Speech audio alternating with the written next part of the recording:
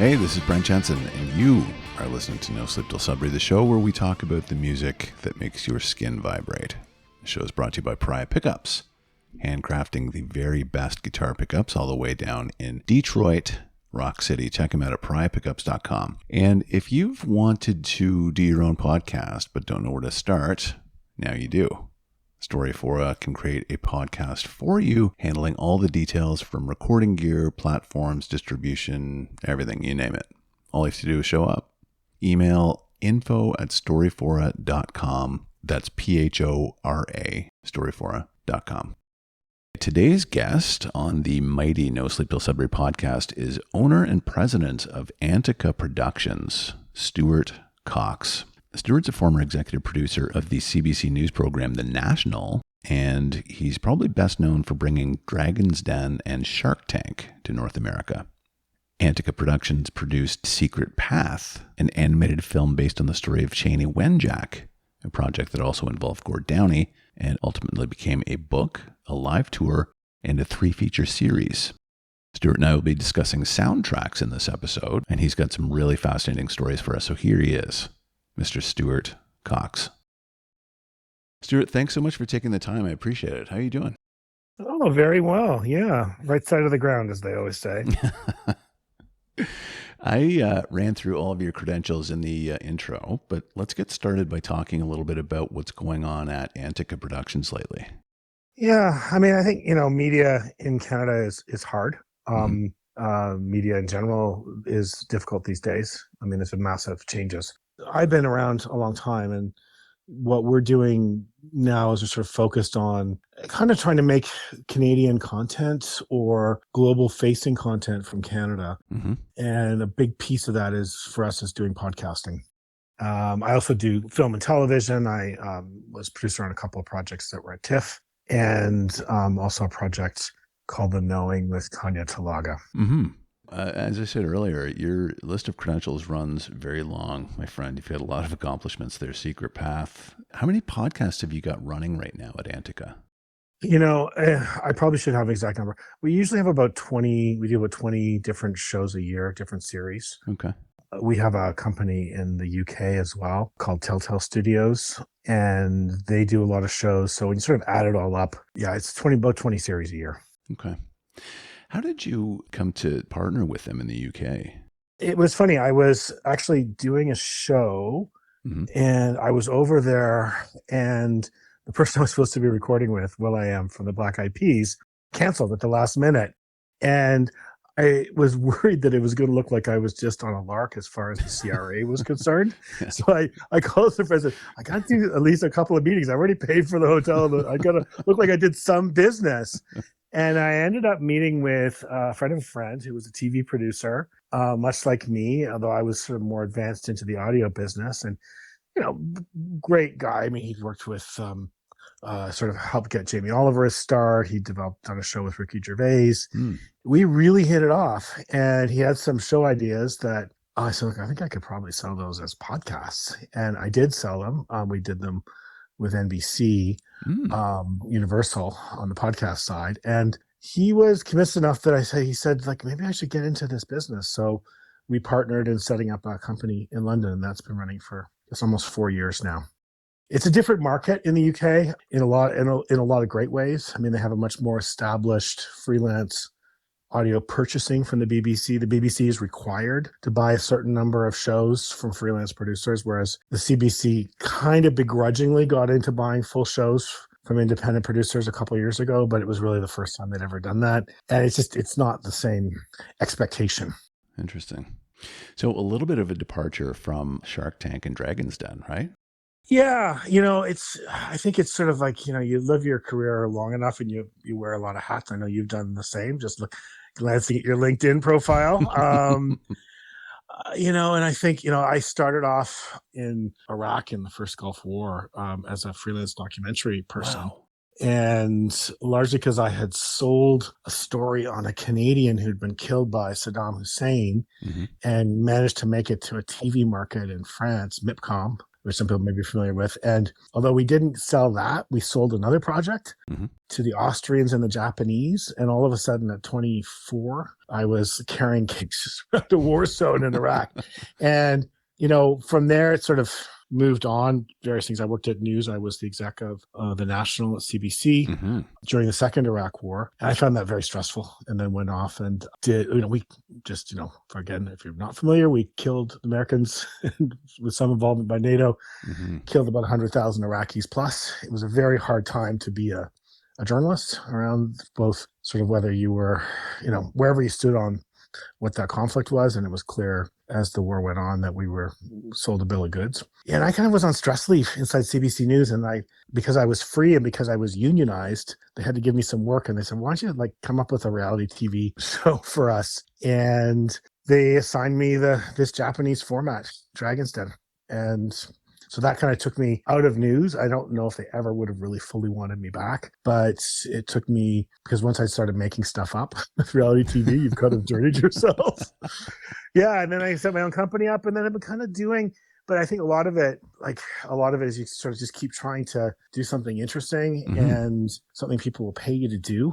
And that kind of led me from reality TV, setting my own company and creating some original formats, nothing nearly as successful as Dragon's Den, Shark Tank. And then that got me into podcasting. And so that's and I do documentaries and podcasting and, entertainment formats to this day in some kind of version. Not nearly as successful as most people who are really good at all those things, but I do a little bit of everything. Well, don't sell yourself short. You've got your list here, and there's one in particular that I want to talk about in detail. Yeah. So you've done some great work here. Let's get into that. Your theme today actually is soundtracks, but I think it's a great idea. And you've got some really interesting picks here. So let's get started with 16 Sunsets. So the history of the space shuttle, the original soundtrack by, I think it's Hans Zimmer, right? It's not officially Hans Zimmer. It's his studio. Oh, because okay. I would have had to pay a lot more money for the soundtrack to put his name against it. But it's his studio called Bleeding Fingers.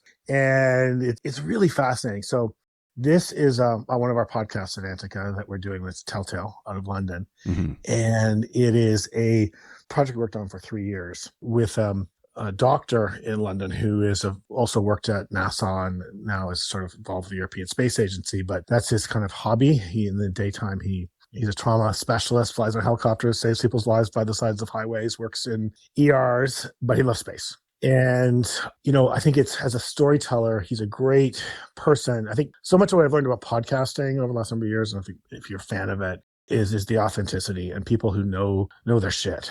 Yeah. And a lot of when I worked in television, I knew a little bit about everything, but you'd be filing every night. You'd be doing stuff. And if we lined up a nightly show, I would maybe know a little bit about a lot of stuff. But working in podcasting with someone like Kevin, who worked at NASA, had wanted to be an astronaut his whole life, knows these people. The history of the space shuttle follows up a history he did of the Apollo missions. And because he has a science background, because he understands the mentality of the kind of people who work as engineers and actually go up and risk their lives going into space, because the probability of killing yourself on the top of a rocket is extremely high.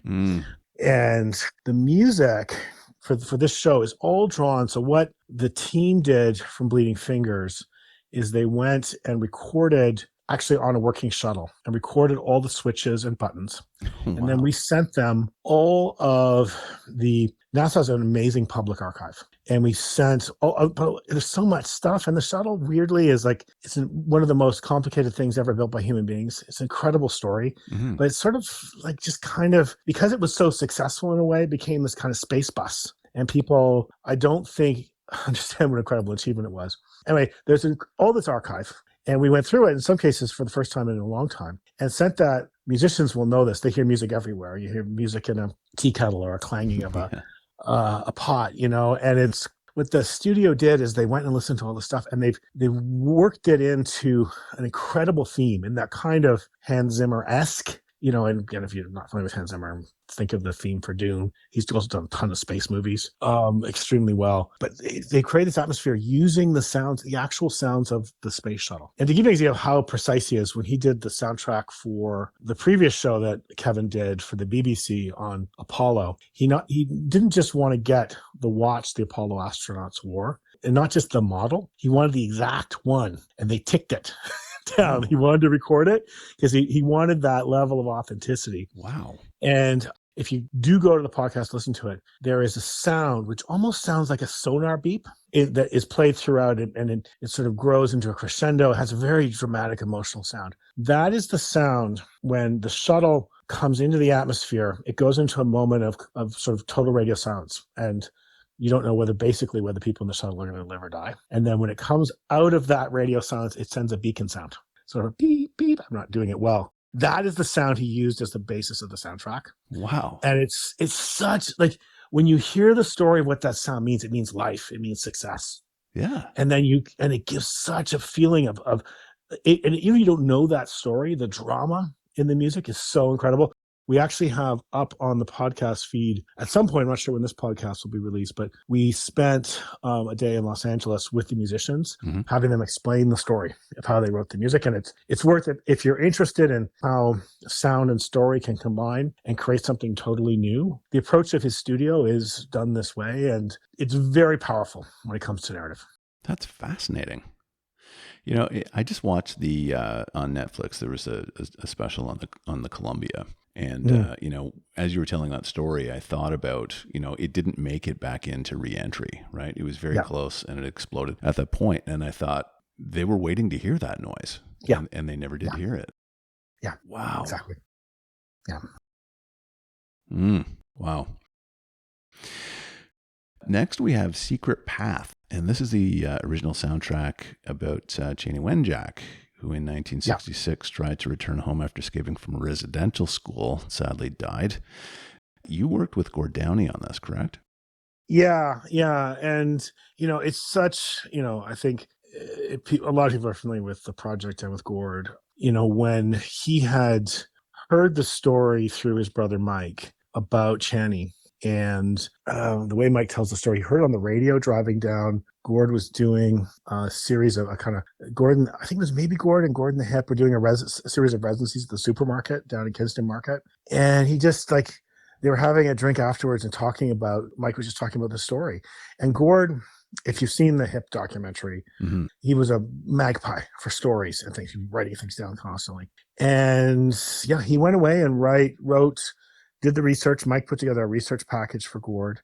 Gord did a lot of research on his own, and then he wrote these poems. And the Secret Path song, when you hear the story talking to the guys he wrote it with, he brought the lyrics to a recording session, but didn't tell them what it was about. And only a couple days in, he finally said, "Yeah, it's just, these poems have tell a story."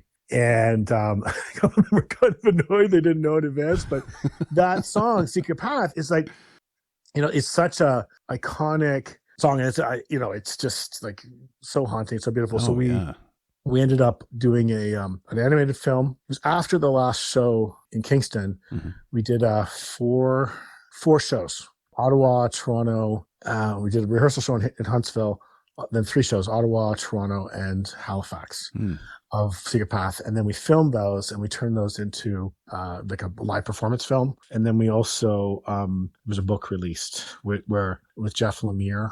That was the basis of the animated film, where Jeff Lemire took the poems and really told that story. And there were so many, whether you believe in the kind of serendipity or what if artists kind of dream our collective dreams and see things that we don't see. And Gord was absolutely an artist on all levels of that. There's a song later on the album called Swing Set, and it's about basically the kids on the swing wondering when they're going to bolt. And I was there. We did a kind of a making of documentary, and I was traveling with a number of people associated with sort of that part of the world, including Grand Chief Alvin Fiddler from the Anishinaabe Nation, where Cecilia Jeffrey's school sits outside of Kenora. And we went there. Gord had never visited. Neither had Jeff Lemire.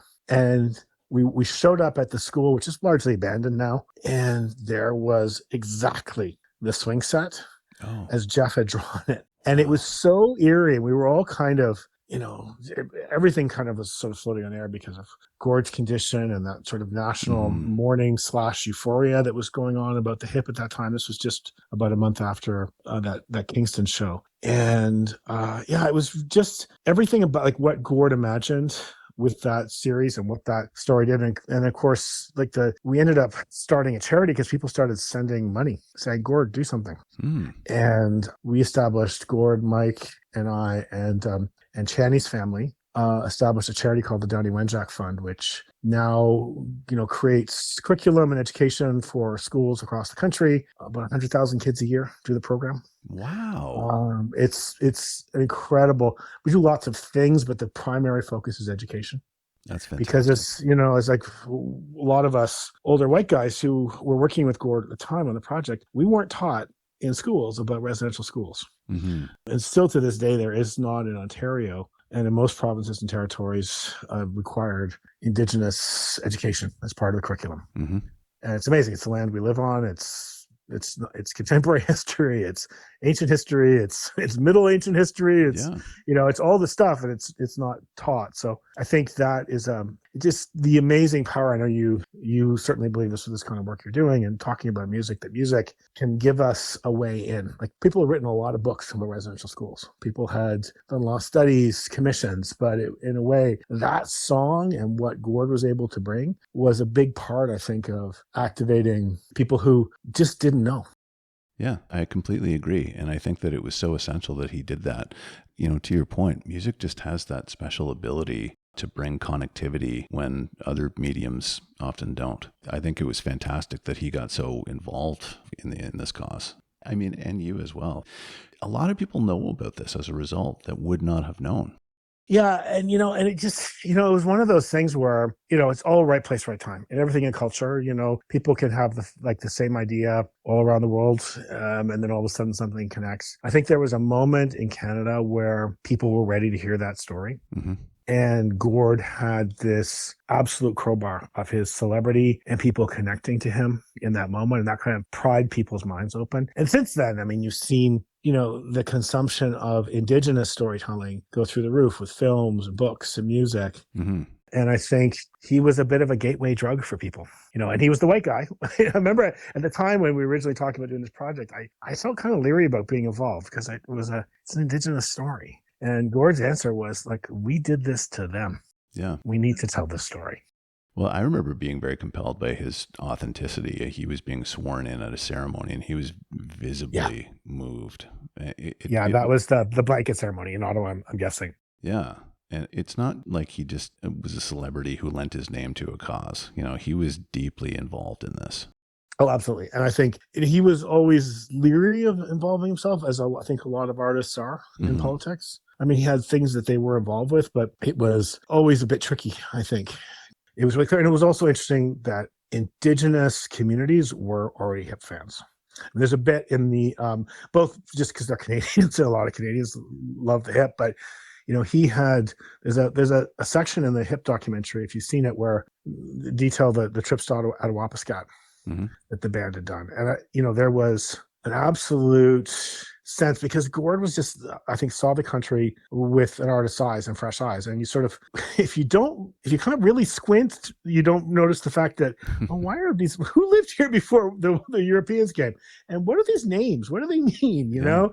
Whereas Gord was that person kind of unearthing a different kind of Canada and reflecting people's experiences. And I think he did it with such grace and humility with any stories he told. I think Indigenous people, I mean, to this day, I mean, when I travel, I do a lot of work with Indigenous artists, and people have deep respect for Gord and what he did. And also, he didn't need to do it. At the end of his life, he didn't need to devote his last year and a half or so of his life to this cause, but he did. See, that's a very important point, too. He was obviously going through quite a lot, and he still took the time to do that. The other thing that I wanted to mention is that what better person to have done this, because he was the person who sung about Jacques Cartier and Sault Ste. Marie, right? And really kind of made Canada cool, but took a huge risk in doing so. But when you think about those lyrics, they're intimately Canadian, so no better guy to do this than Gord Downie. Yeah, I think, it's that great artists make us see things in a new way. And I think for a lot of us, and like I'm as guilty of it as anyone working in Canadian mass media, I mean, you end up kind of dumbing it down, making it bland, or trying to make it kind of appealing to everyone and therefore no one. Right. And I think, that was not his way. or the band's way. Yeah. Just a tremendous story all around. Congratulations. Yeah, I was just glad to be part of it. It was a very pivotal moment in my life, I think, for a lot of people who worked with Gord at the time. Next, you've got the Local Hero soundtrack, and this is Dire Straits frontman Mark Knopfler. Knopfler, yes. Yeah. I just included this because I think, I've worked, most of my career at some point or other in television. And this is, if you were around in the 80s and kind of into film and music, you might know this film, Local Hero. It was a Scottish director who told the story of, it's kind of a fairy tale about a little Scottish town that tries to stop an oil terminal from ruining this lovely beach area and little town. And it's got magical realist elements, and it's a really, really powerful. It's got sort of in the way that kind of Trent Reznor has that kind of a vibe now, when he does his soundtracks. I mean, Mark has got this. It's the first one that really I bought as a soundtrack. It didn't have any hit songs. It was just a mood. And it was so impactful for me and a friend of mine grew up in high school that we actually, in our gap between high school and university, we went to the town where the film was made. Oh, wow. And I listening to the soundtrack on our crappy little we have off-brand Sony Walkmans, on the beach. Yeah.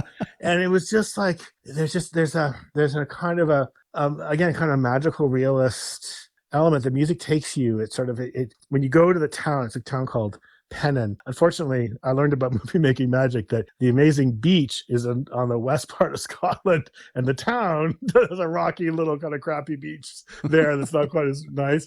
But you could, I don't know if you still can, but at the time you could stay in the pub that is the central part of the film. They have a little bed and breakfast with a couple beds, and it's just that music. It was like, it's a great story, great performances. Burt Lancaster, Peter Riegert, if I remember completely. But it's the soundtrack that really, for me, made that film so emotional. Wow, it inspired a trip to Scotland. That's a pretty big deal. Yeah, well, it's kind of quirky. It's what young men get obsessed with, right? But it was definitely the soundtrack that did it. Cooler kids might have been doing more interesting things at the time, like going to see Bauhaus in Berlin or something. Oh. But yeah, Mark Knopfler, Scottish comedy movie. That was what I did.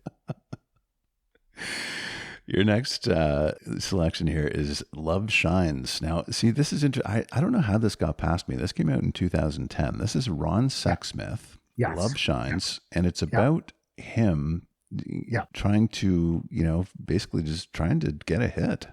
Yeah, it was a friend of mine I was working with at CBC, had gotten to know Ron and was working on trying to tell the story. Ron had one last record left on his deal with a major label. Mm-hmm. And it just kind of felt natural, like that was the story of the film. And he was working with Bob Rock. And the kind of what we ended up doing with the film is really kind of the story of making the album, which is even then was a bit of a cliche in rock music documentaries, but so much of who Ron was about his own almost becoming super famous. Mm-hmm. I mean, being regarded at that time as like sort of one of the great Canadian songwriters, and being close and being friends with musicians who had deep respect for his work, but it's like hadn't quite made it. Yeah. And I think, if you know Ron a little bit, and we interviewed on film to say this, it's not me saying this, there's a certain degree of self-sabotage in the film.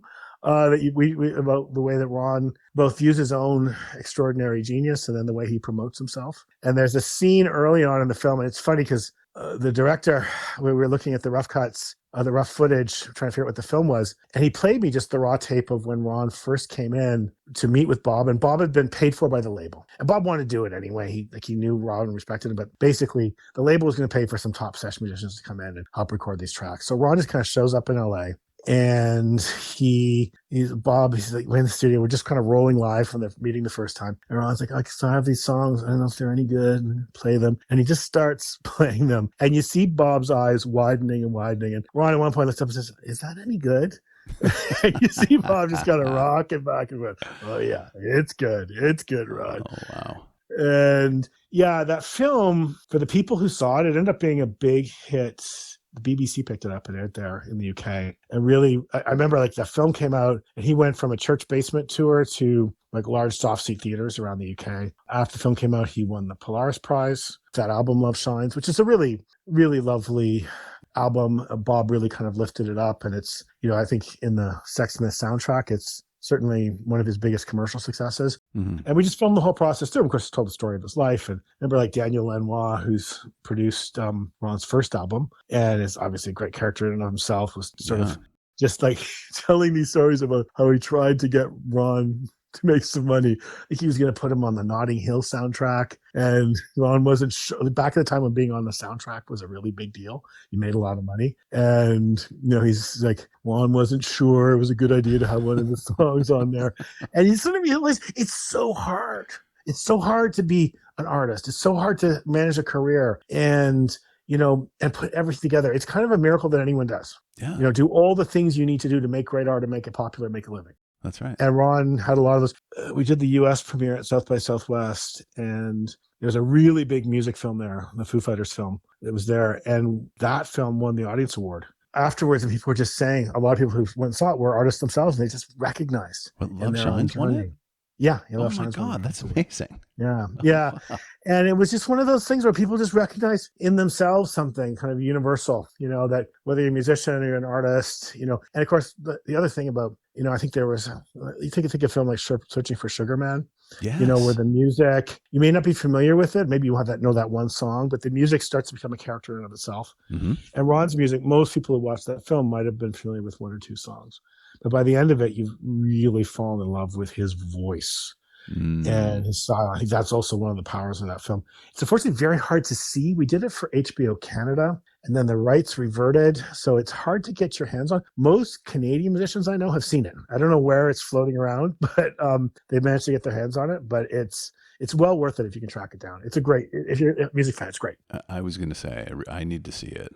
We won the Canadian Screen Award that year for best arts film. It's a really, really good movie. Doug Aerosmith, the director, is an exceptional director and understanding of the psychology of musicians. And yeah, he worked on that film with Ron for almost 4 years.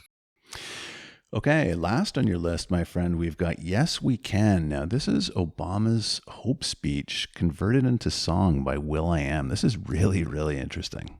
Yeah, it's, you know, again, it's like U.S. politics are so effed right now. It's hard to remember. There was a time like they were so infused with hope. I guess it's a little bit too of my experience working with, I've done a lot of reporting on Indigenous issues, First Nations, you know, residential schools, and nothing had the impact that Secret Path did, I think, in terms of people's consciousness.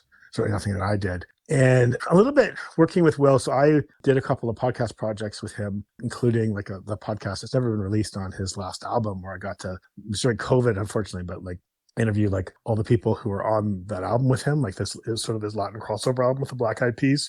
Mm-hmm. So I was like, Shakira, you know, oh yeah, Shakira, you know, there you are, you know.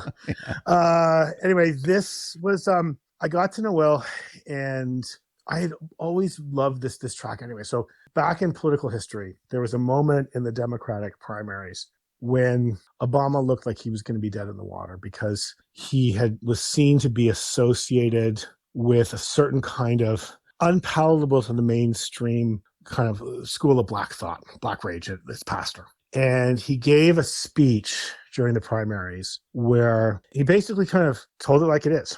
And there's a line they sort of in the unlikely story that is America. Mm-hmm. There's never been anything.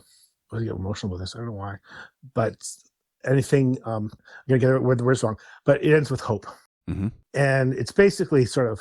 I think anyone who's ever gone through therapy recognizes, you know, don't minimize the crap you've gone through, but recognize there's a way through. And it was kind of like talking to the American id about race and about politics. And Will heard this, and I should have prepared before this call to get exactly. I think he recorded the music within 2 days. Wow. And I think there's a video that's up on YouTube, and he basically set the speech to music. And then he brought in a bunch of LA friends, superstars, and people like Scarlett Johansson. Yeah. Kareem Abdul-Jabbar, isn't it? Yeah. And he released it.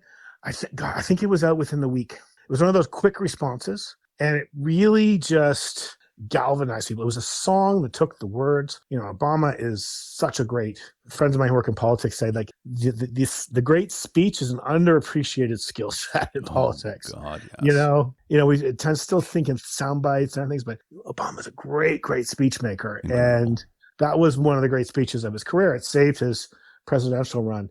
And it became this sort of defining element. I think many things that grew out of that first Obama campaign about hope and that sense of uplift it's what the song makes you feel. The words make you feel that, but then Will added in this music. And it's just, to this day, just like, for me, the example of how arts and politics, when they really, really work together, I think there's a lot, I think rightly so, of like, did Katy Perry really help Hillary Clinton? Probably not.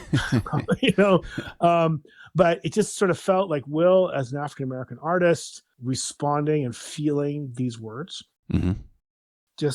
Anyway, it's just one of those.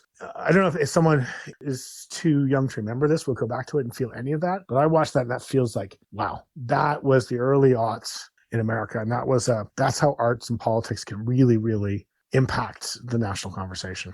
I totally agree. It's authentic. I've seen it. And to your point earlier, it is emotive. So it's easy to get choked up when you talk about this stuff.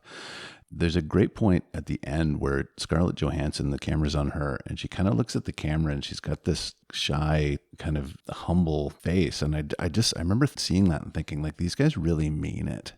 Yeah. This isn't just, I'm going to lend my name to this again, right? It's authentic, and it's just such a great work. I really enjoyed it. I think one of the things, it's not like Will and I are best buds at all, but we have worked together and hopefully we'll find things to do again. But one of the things I really appreciate about someone like Will is he is not just like, he's a great musician, great performer, he's an incredible dancer. He's a really incredible tech entrepreneur. He made not most of my, but a big chunk of his fortune from coming up with beats. Little known fact, before Dre, there was Will saying we should stop endorsing products and make our own. Oh. And that he gets a royalty out of beats. But he's a great producer. And this is a song, this is an example of kind of combining your ability to write music and then produce. Lots of people could write a song and think, that'd be kind of cool. But he has this building in Hollywood called The Future. I don't know if he had it at that time, but in that building, he has an eyeglass manufacturing facility because he designs eyeglasses. He's got studios for filming music videos. He's got kind of a tech lab, and it's sort of where he makes stuff. He's a kind of almost a bit of a mad scientist, if you will, there. And so, but he's able to do a lot, and make a lot of stuff and pull that together. Like, it is not an insignificant act to write a song, bring people in, record the music video, and release it. I mean, it's a little bit more common now. It wasn't so common like 15 years ago. Right. Like, the technology was a little bit harder to get and sort of pull all that together and get people excited about it. And that's sort of what I think that kind of musical artist as entrepreneur. I mean, it's, certainly there are lots of other people who do it, but I really admire when you can pull that together. Yeah, agree. This is actually a really great list, Stuart. I've enjoyed this conversation. This is an interesting tack that you've taken here, but I love it, man. It's fantastic. No, well, thanks for allowing me to talk about these. I hadn't actually ever pulled all those stories together. My family and friends have heard versions of these stories ad nauseum, but I hadn't tried to pull them together and kind of thought about how, like, I don't work in music. I work with musicians, and obviously music is a huge part of film and TV, and I've done some music films, but when you first reached out, I thought, I'm not in the music industry. I don't know if I have much to say. And then it's like, oh yeah, I love music. And then, okay, that's a good starting point. And I guess I think, we're all musical. I mean, I think I often, when we're doing podcasts, I remind people that we almost certainly sang before we learned how to speak, like as a species. Mm-hmm. And, everything is music. Our heartbeats are rhythmic. It's all musical. Yeah. Yeah, absolutely. Stuart, thank you so much. I really appreciate you taking the time today. This has been a really great conversation, man. Great to meet you. Yeah. Hang on the phone for a second. I'll close the show and I'll be back to you just 1 second. All right. This has been Brent Jensen and No Sleep Till Sudbury with my very special guest, Mr. Stuart Coxe. Till next time, folks, take good care. Brent Jensen is the best-selling author of No Sleep Till Sudbury, Leftover People, and All My Favorite People Are Broken. All titles available in stores and on Amazon worldwide.